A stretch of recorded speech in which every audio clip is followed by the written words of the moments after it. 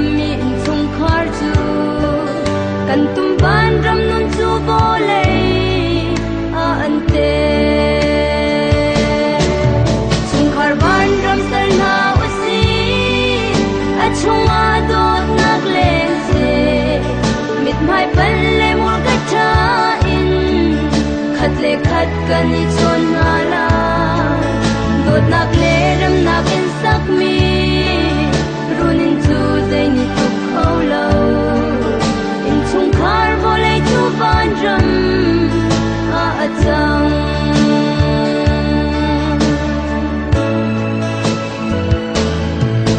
dot fa na kan ton chan ha le lung dong in kan chan ha khin sahar zon ruanak lung put he in hem hi sila ai na kan atha deu chin lung chung ril tiang adam ter dot nak tel lo nun chu zai sa at lai lo chung khar ban ram sar na usi a chung a dot nak leng se mit mai pan le mul ka tha in khat le khat kan ni chon na la dot nak le ram nak in sak mi runin chu dei ni tu khâu lo in chung khar vo le chu van ram a chang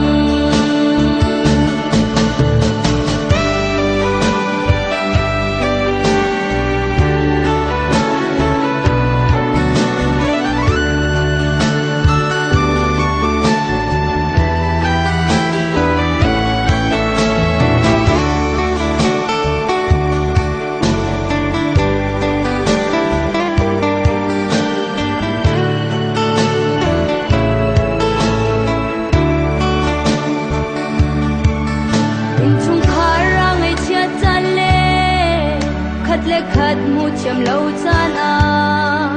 lung sao thin phai tei dar nak nun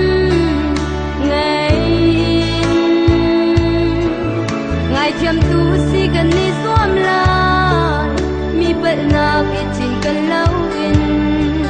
shi lung put ngai mi chung khar si na u si chung khar ban ram sar na u si a chung a dot nak leng se mit mai pan le mul ka tha in khat le khat kan ni chon na la dot nak le ram nak in sak mi runin chu zai ni tu khâu lo in chung khar vo le chu van ram a chang